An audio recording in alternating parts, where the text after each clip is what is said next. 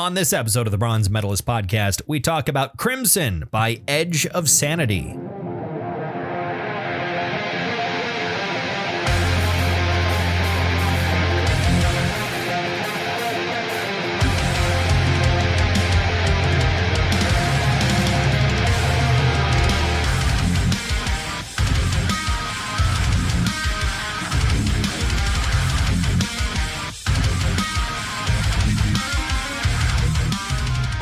Hi, everyone. Welcome to another episode of the Bronze Metalist podcast. I'm Kale. I'm OJ. We're two professional broadcasters. We like metal, and we like to talk about it. And since it's October, we're back talking about metal. It's Rocktober. It's Rocktober. Yeah. So, throughout September, we talk about albums that are not metal, but we're back into it with a really, really good pick. Yeah. You were remarking that you can't believe it's been this long until you chose an Edge of Sanity album. Yeah. And now I can't believe it's been this long that you brought an Edge of Sanity album because holy shit. Yeah. This is right up my alley. How dare you withhold this from me? Now I feel like you've been keeping a secret. I may have more. You're like, Kale will really love this, but I have to make him listen to Cradle of Filth first. And then maybe The Residents again.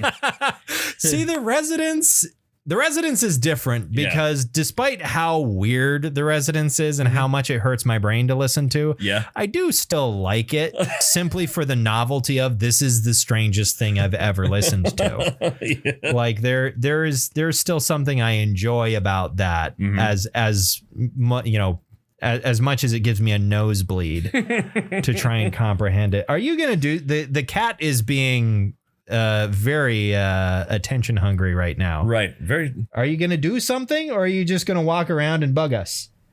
All right. I guess she's going to continue being a cat. Yeah, that answers the question. So yeah, we'll talk more about this album later on because there's a lot to talk about. I feel like. All right. I feel there is. But first, how are you doing? I'm doing fantastic. I went to lunch. They reopened my favorite burrito restaurant in Minot, and so El Azteca. Yes. Yeah. And so my car salesman and I had lunch there. She changed jobs to a different car lot. Yes. So. Went and got some burritos. Actually, I got a birria quesadilla. Okay. Which describe it. Oh, it's delicious. It's birria beef. Okay, less whatever this is. Birria beef with some cheese, and then there's onions and a small amount of peppers, and it's made like a quesadilla. It's just a folded over. Hell yeah. And then they give you that sauce. The dipping sauce. It's like a beef pepper soup fin consomme kind of thing. Beef pepper soup. Yeah, it was so good. That it sounds good. That actually sounds very good. Yeah. You dip it in there, and when you're done, you just drink down that consomme. Hell yeah. Yeah. Nice. Yeah, that was my day. Good. Yeah, I'm glad. And your ankle is doing something? Yeah, my ankle doesn't really work anymore. For no reason? No reason. Well, there's a reason. Yeah, you're old. Yeah, exactly. What my ankle is saying right now is, why are we still walking? Why? We should be dead by now. We should be in the ground somewhere. You should have gotten killed by a bear long ago. The rest of your tribe would have stacked some stones on top of you and continued on their way. Right. Exactly. They would have taken your flint knife or whatever and perhaps my pouch. Yeah, buried you with your favorite sticks. Yeah. And Yeah, I think Pieces of 8 is my favorite. Oh, they would have buried you with your Pieces of 8? That's my favorite sticks. Oh.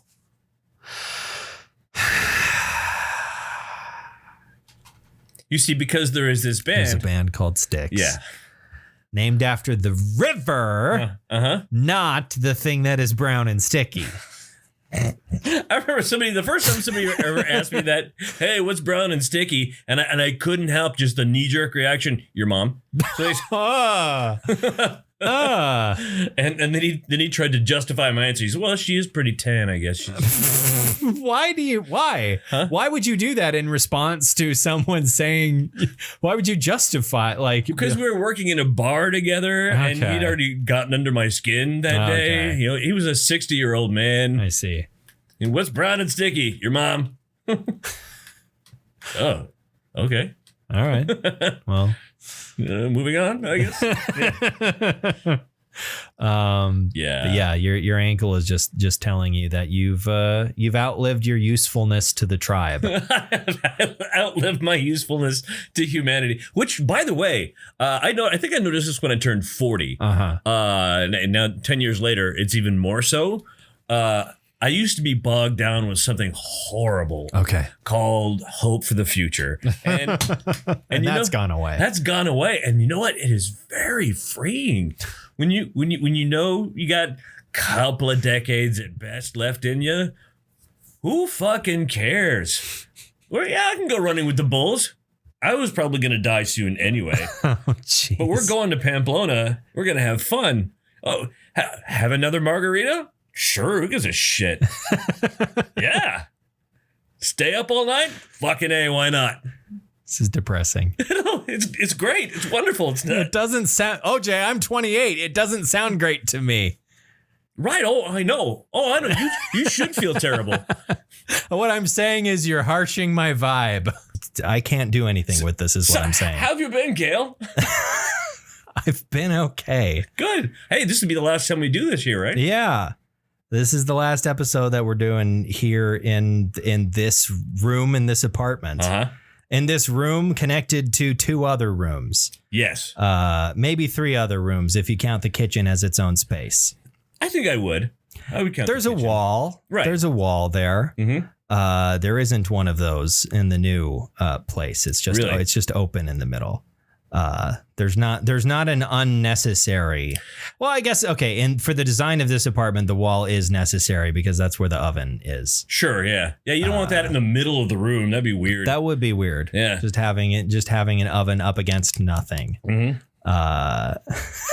That would be bizarre. You could have like a kitchen island, sure, and put the oven in the kitchen island, or they could have just put the oven on the other wall, on the outer wall, and then have the kitchen, all the stuff. Maybe put the sink on the island. You could do that too. You could do that. That's like a TV kitchen, is what that is. That's a kitchen that you can host a cooking show in. Dude, that's money right there. You could do. I don't have one of those. I want to see your cooking show. No, you don't. No, I definitely do. It'd be a train wreck. Is he making another goddamn quesadilla? Yes, he is. And it's the same one as last time. I only have so many ingredients available, and I'm not going to get ingredients to make a specific meal. He's making another wrap. Cooking with Kale. It would be 2 episodes. It would be 2 episodes, and I make a total of 6 meals. And I'm like, all right, these are all the things I eat. Yeah. Thank you. Never come back, because there'll never be another episode. It's done. See, I wanted to actually have a show called Cooking Broken Single. There we go. Cooking Broken Single. There was a time there where, I mean, it's kind of now too, but I mean, there was a time before I was even brokerer. And I was doing things like, well, see, I found this food and I figure I can disinfect it by getting it real hot. I mean, yeah, the logic is sound. Yeah. I feel like that's generally how that works. Right. Yeah. Like, or like if I made some ramen and then had to run out real quick and I come back and the ramen's fucking cold now. Yeah. So I found a way to refry ramen. Refried ramen noodles. And you can add stuff to it like an egg. I feel like I've seen that before in like legit okay, maybe not legit, but I feel like I've heard refried ramen discussed in positive terms before somewhere. Yeah. I couldn't tell you where, but I feel like at some point it was a thing I came across. Mm-hmm. Maybe it was just you telling me about it previously. I don't know. Possibly. It's fantastic. What does that smell? I don't know. What is it? Smell. Did your cat just take a shit, or what is it? I don't know. It smells cat related. All right, we're gonna take a quick break here. When we come back, we're gonna tell you what that smell was. I don't know what the source of the smell is, but it's strange. Yeah, it's a weird smell. It's weird. It's somewhere between animal shit smell and a good beef smell. Yeah, somewhere between the two, and it's messing with the brain, I think. Yeah, I can't because I can't nail it down. I don't know. Now I'm like lightheaded because I've been sniffing so much. You're over oxygenated. Yeah, I've been intaking too much breath. All this sniffing, trying to determine the source of the smell and the nature of it. That was strange. That was very strange. That was quite strange. But yeah, the next week I think we're gonna do something special and different. Yes. And fun. You told me what that is already. We'll let that be a bit of a surprise. Mm-hmm. We'll tell you what album we're listening to next week, but the other components of the podcast we'll let that be a surprise to you, the listener.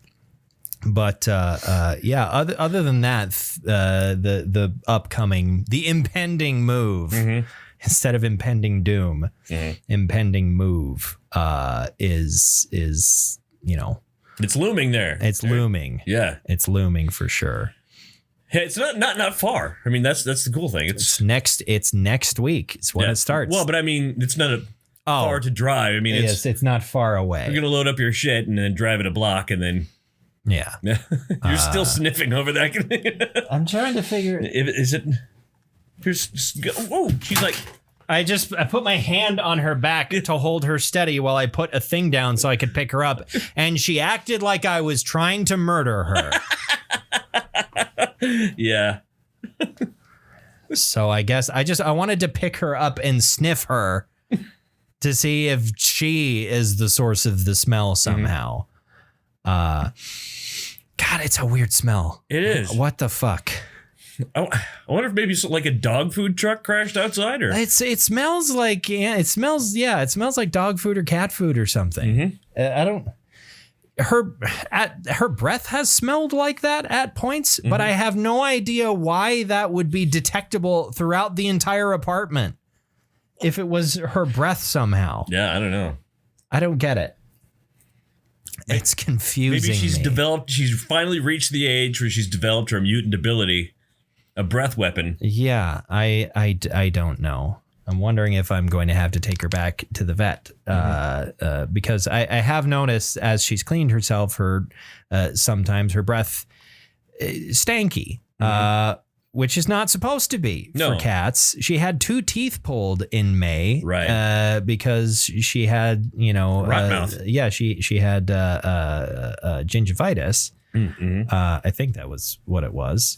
But yeah, she had 2 teeth pulled. But I noticed it again. I mean, she does eat wet food, which has a tendency to, make a cat's breath a bit smellier. Sure. I do. Do you brush her? I brush her. Like her teeth? Not her teeth, no. Because I value my fingers.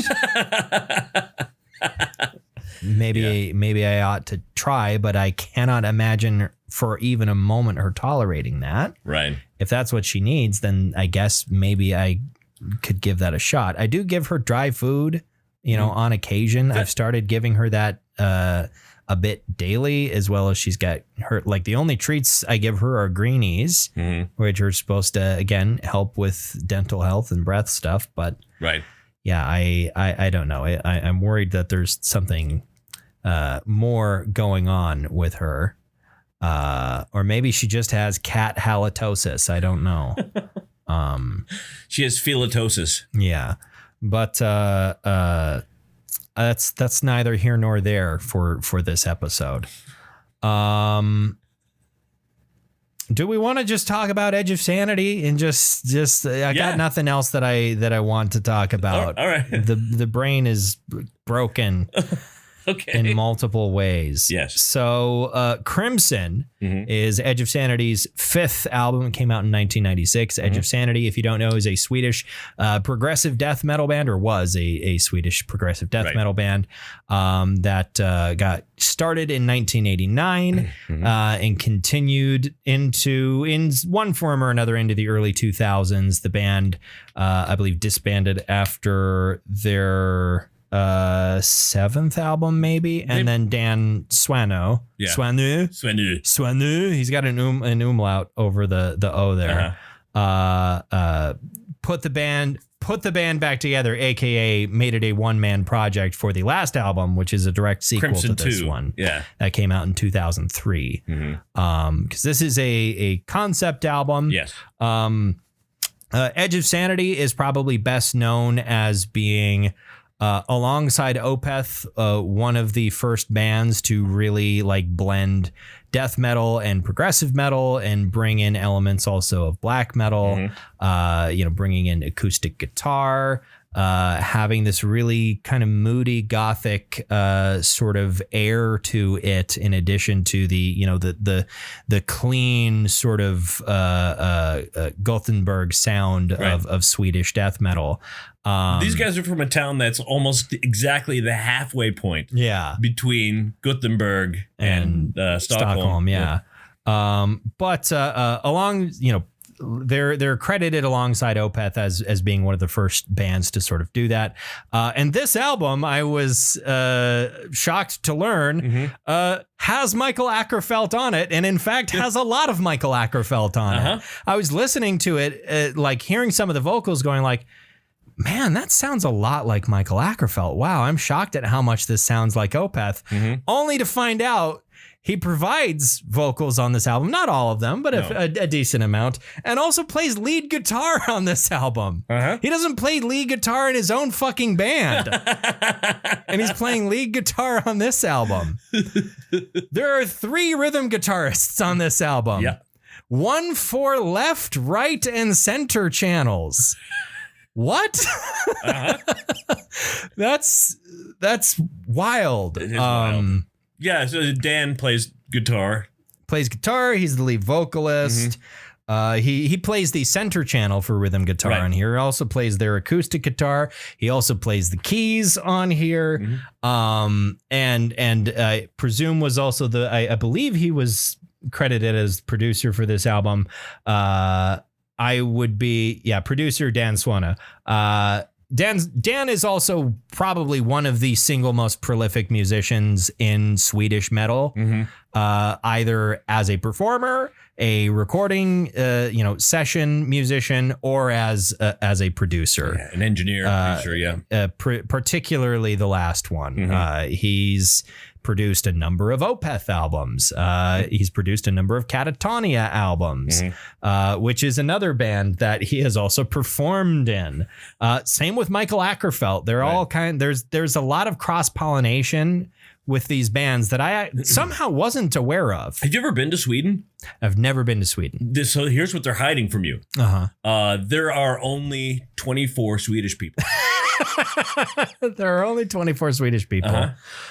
Most of them are in death metal bands. Well, I was going to say most of them are, most of them are Skarsgårds. Yeah, most of them are Skarsgårds. Most of them are Stellan's children. And then the rest of them are in death metal bands. Yeah, and ABBA. Yeah. There's the Skarsgårds, there's ABBA, and then everyone else is in death metal bands. Right. I'm sure one of Stellan's children is in a death metal band. Well, why not? There's 8 of them. Yeah. There's got to be a Skarsgård out there. Here's my son. He's in a death metal band. I wish he had been an actor like the rest of us, but instead... He chose his path. I would have loved to be in Dune with him. Instead, it was my son, Bill. No, for the last time. That was not Bill Stellan. That was Elvis. That was Austin Butler. Yeah. Oh, shit. This is an off mic bit that has been progressing for like the last month. Yep. For some reason. It's ridiculous. I noticed he came in without his balloon. Where's your clown makeup, Bill? It's always Bill. I don't know why it's his name. I think his name is the funniest because it's just Bill. Yeah, just Bill. Bill Skarsgård. Skarsgård. And he's got Alexander and Gustav, and then there's Bill. Bill. Yeah, I think he should have leaned in and just gone with Willie. Willie Skarsgård. Willie Skarsgård. Yeah. Oh, one of the other 24 Swedish people is I can't see. I tried to remember a name and then it instantly flew away. A name I could remember any other time. Yeah. Who's Swedish? He's a Swedish actor that always plays Russian people. Oh, you're talking about oh shit! Now you've I've infected you. You know exactly who I'm talking about, though. Yeah, I do. Yeah, he's the one who put Steve Buscemi in a wood chipper. He played the devil in Constantine. Fuck. Give me a second. Shit. All right, we're racing. Peter Stormare. Peter Stormare, yeah. Yeah. He's one of the 24 Swedish people. Yeah. Although he might be Russian. He might be Russian. He's just European. Yeah. He's European. He's from an era. He was on the tail end of an era of actors where it was the Cold War. You couldn't just get a Russian actor. So as long as someone was European. Yeah. It was fine. Sure. Well, get Arnold in there. Why not? He can play a Russian spy. Exactly. In Red Heat. I mean, who cares that he's Australian? So Edge of Sanity, which is where we're sitting. Yeah, we're tonight. But which edge though? Are we on the approaching edge or the departing edge? Departing. Okay, it's departing. Making sure. I still have this on CD. Sweet. Yeah. And I'm trying to remember, was it just one track on the CD or was it just one continual piece of music that would the number would click over and like what seemed like an arbitrary, here's track 2, I guess. Well, like a lot of the songs blend quite easily one into the other. And actually, the end of the album loops perfectly with the beginning of the album, which I noticed because it was short and I was doing some other stuff. And I was like, oh, I could listen to this twice. Let's loop this. And I didn't notice when the album started over. I didn't notice. And I was like, wait a minute. When did the album start over again? When did the album end? So yeah, this is a concept album. This was their first concept album. Yes. And the concept and narrative specifically revolves around a sort of dark fantasy world where sort of Children of Men style, people can no longer have children. Right. And there is a king where he and his wife miraculously give birth to a daughter. And the people look to the daughter as like a savior, a sign that they will once again be able to reproduce. The king dies and is replaced by a new king who everyone hates. And so the young girl, the princess, leads a revolution, becomes like a messianic figure. However, she is corrupted by dark forces and eventually commits a horribly evil act of murdering a bunch of these elders whose wisdom was to be preserved because there's no more people being born. Right. And so they lock her away in these tanks full of some sort of crimson fluid. Right. That the elders were apparently being kept in and preserved in. And I presume that's where the story will pick up in Crimson 2, I guess. Yeah. Which I'm going to listen to. Well, yeah. And I got to know more. I'm going to listen to more by this band because, like I said at the beginning of the episode, they're right up my alley. And I don't know why I didn't. Yeah. He would love this. How dare you keep them? How dare you keep them from me? I'm like Homelander when he finds out he has a son. Yeah. You know, actually, that's who I compare you to a lot. Is Homelander? Homelander, yeah. You and Homelander are exactly alike. Yeah, we both are incredibly powerful, is the thing. Right. And that's the only way Homelander and I differ is that he has superpowers and I don't. In all other ways, you know, being attractive and charismatic and psychopathic and a total psychopath. Right. I'm right there. And your addiction to breast milk.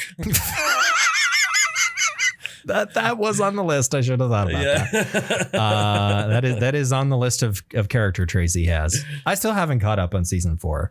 Yeah. I mean, I haven't started watching season 4, so of course I haven't caught up because I haven't begun. Max and I just finished season 3. Max only finished parts of season 3. Yeah, Max. Yeah, I saw it was coming up. It was Herogasm, and like, hey, Max. You know all those dishes that we've accumulated, you and I snacking? Why don't you go do those dishes? And when plot points happen, I will yell them at you from the living room. I'll narrate the important parts to you. Yeah. Because there's a lot in that episode. There's a lot in almost the whole thing. Most of it. Everything that's not Soldier Boy huffing a smoke grenade is an orgy. Yeah, it's a it's a superpower orgy. I mean, the first guy you meet when you come to the house. Well, no, you meet the brother and sister first. When you get to the house, but then when our heroes get to the house, they met the guy who's mutant power. Is having that's the guy with the giant schlong. Dick, yeah, that's I was gonna say. Who in the previous season was in like a mental institution. Right. He was, so I guess. But he broke out. Remember, he broke out. Well, yeah, he got out. But I guess the fact that he's there at Herogasm means he's on the upswing. I feel like what that actually means is that they're all fucking crazy. I mean, I think that's just the message of the show about superheroes. Yeah. We were talking about Edge of Sanity. How did we get to The Boys? Yeah. I compared myself to Homelander. Okay. Because you were keeping this album from me. Oh, gotcha. Like the government was keeping Homelander's son from him. Spoilers, by the way. I mean, for a show for a season that came out a couple years ago. Right. That I explained the narrative of the album. This is, I mean, it's, I've said it multiple times, but this is exactly my sort of thing. And there's a lot of recapitulation, as I said the other day. Yeah. Yeah. They reprise, this riff. Okay, we're going to bring it back over here. But it'll be a little different. It'll be a little bit different. And it's because we are a motif. It's a motif.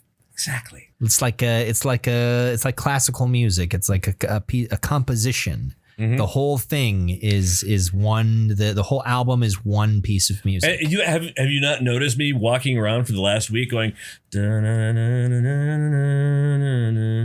I think I heard you doing that the other day and was wondering why does he keep humming that over and over again? Now I know. Yeah. Now I know.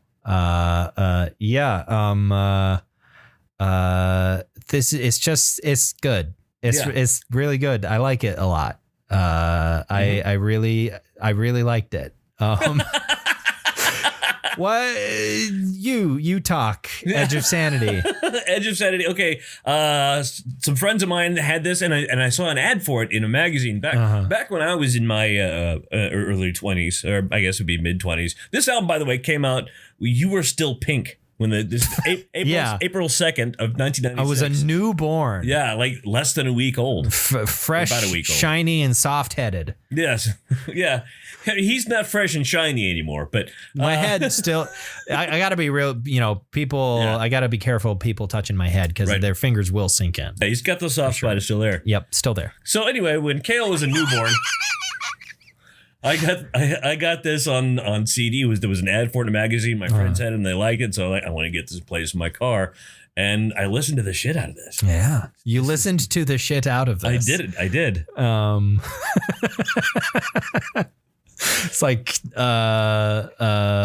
lick cubes. Lick. No, well, it was lick tubs. Well, the correct one was lick tubs. But I said lick cubes. You said lick cubes. That was a reference to a thing that happened at work today. Right, yeah. Apologies. Which is not which relevant. By the way, we're providing no context right now. No. As to what... Fuck, who needs context? Yeah. They're talking about licking something. I don't know. Is it? There's one rancher who knows what that means. Yeah, there is. There's a rancher listening who's like, out of our many thousands of fans that definitely include ranchers. He's probably a very, very jolly person. Probably. He's a jolly rancher. He's a jolly rancher. Yeah. Yep. Does he live in the Hidden Valley? No, but did you know Tom Selleck does? Tom Selleck lives in the Hidden Valley? And guess what type of property he has in Hidden Valley, California? A ranch. He has a ranch. Does Tom Selleck make Hidden Valley Ranch? I don't know. Maybe. Is he the power behind Hidden Valley Ranch and doesn't want to put his name on it like Mr. Newman did? I don't know. We don't talk anymore. You don't talk to Tom Selleck anymore? No, we what happened? You two were so tight. I know. We used to hang out. We used to go to the beach. You used to be best buds. I know. We take our wives out on double dates. You shaved your mustache. That's what it is. That's what happened. We're not stash bros anymore. I can't. No. I can't hang out with him anymore. Yeah. This episode's a nightmare.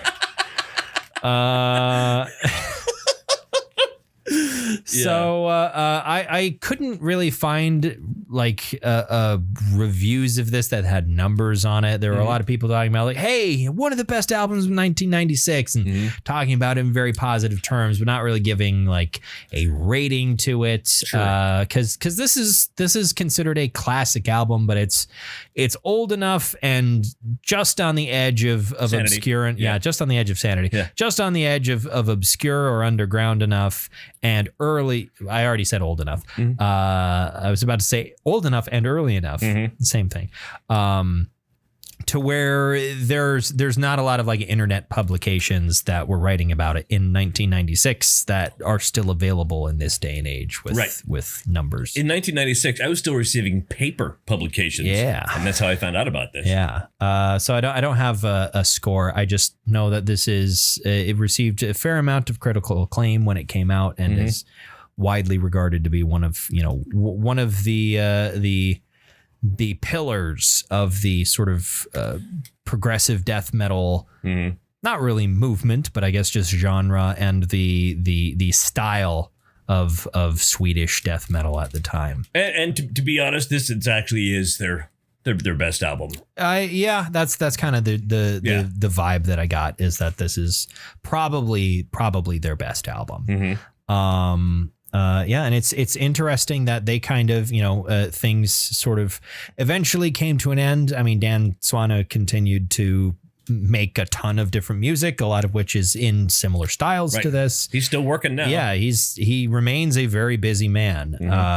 But the band itself came to an end, and Opeth still going. Yep. An album coming out this month cool. that I'm excited to listen to when it does come out. Later this month is kind of packed. There's at least for me, there's an Opeth album coming out and there's a Fit for an Autopsy album coming out. Two bands I also really love. Yeah. So it's going to be a good time. It's going to be a good time. What's your favorite song? Yeah, that's I know because the songs aren't titled. It's just track 1, 2, 3, 4, Crimson 1, Crimson 2. Yeah. I love the opening track, just the way and the way he does it. It's almost like a nod to nu metal a little bit. I mean, it wouldn't be a nod in 1996. Well, Nu metal didn't really exist yet. Right. It would very soon exist. Yeah. There was some like the before shocks of an earthquake, right? The tremors, pre-tremors, the pre-tremors of the natural disaster that would be nu metal, right? Yeah, we're gonna get a nu metal audience. We're gonna try to do Woodstock again. Oh boy, Yeah, there's definitely some hints of I see what you're saying with that, those kinds of riff structures, not the not the record scratching and the rapping parts and whatnot, but some of the songwriting conventions are there. I think more rhythmic, more yeah.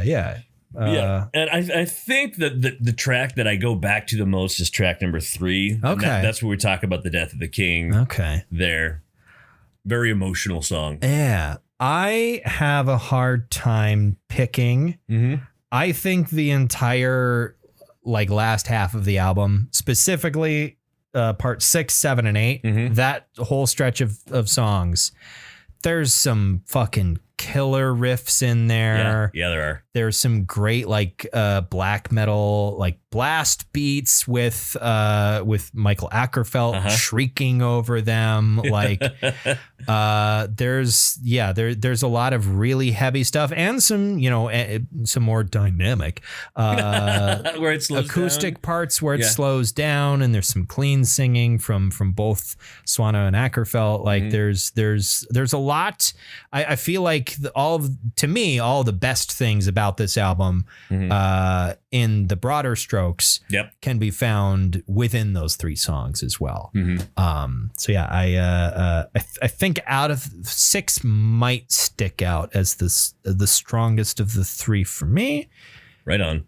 But again, it's difficult also because these songs sort of blend one into another, where it's one big piece. That's what it feels like.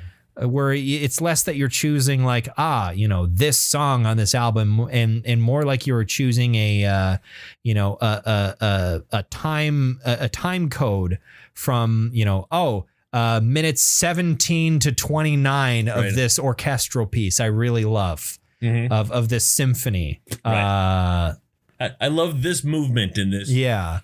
It's a little bit more like that, I guess.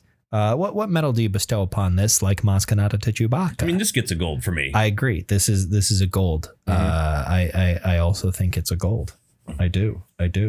So next week, the one thing that we will tell you about what we're planning on doing next week, is that we will be revisiting an album that I've talked about on this podcast before, but you have not talked about specifically on this podcast before, right? As a subject episode, or as an episode subject, noun, verb, word, structure, sentence.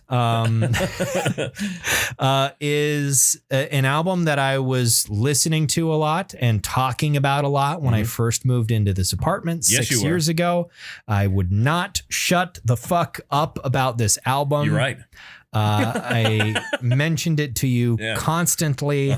And the album is Where Owls Know My Name by Rivers of Nile. Yes. So we're going to talk about that next week. We'll be going back for the first episode in a different place with an album that was something I listened to a lot when I first came into this place. Right. So you're going to christen the new place. Yeah.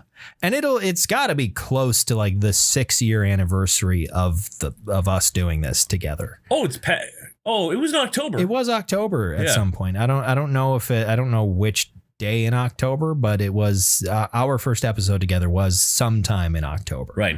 6 years ago. Yeah. So we'll get to more stuff. I've got some ideas, some of which I know at the very least the minimum of what's happening. There may be some extra stuff that I might want to do. We'll see. All right. I don't know how much work I want to make for myself, especially since the moving. Yeah, you're gonna be busy. I'm gonna be a busy man. So we'll see. And also, if we do some stuff that's going to take some work, it doesn't have to come out immediately. So next week's episode might be a little delayed. Right. Who knows? And it occurs to me that next Thursday I have my senior in high school has a choir concert. And okay. You're my buddy and everything. I know. But I love my children. I guess. I love almost all my children. Guess I've just made so much plans and you didn't mention that. Yeah, I just found out about it today. Okay, that's fair. Well, Friday. I don't know. All right. There'll be more. I don't want spoilers. Spoilers. like it matters. Yeah. Anyway, next week's episode will come out whenever it comes out. But anyway, thank you very much for listening to this episode. Why don't you go ahead and follow our social media pages on Facebook or the website formerly known as Twitter, or you can subscribe to our feed on whatever podcast service you're using to listen to us. Thank you very much for listening to another episode of the Bronze Metalist Podcast. I'm Kale. I'm OJ. Congratulations.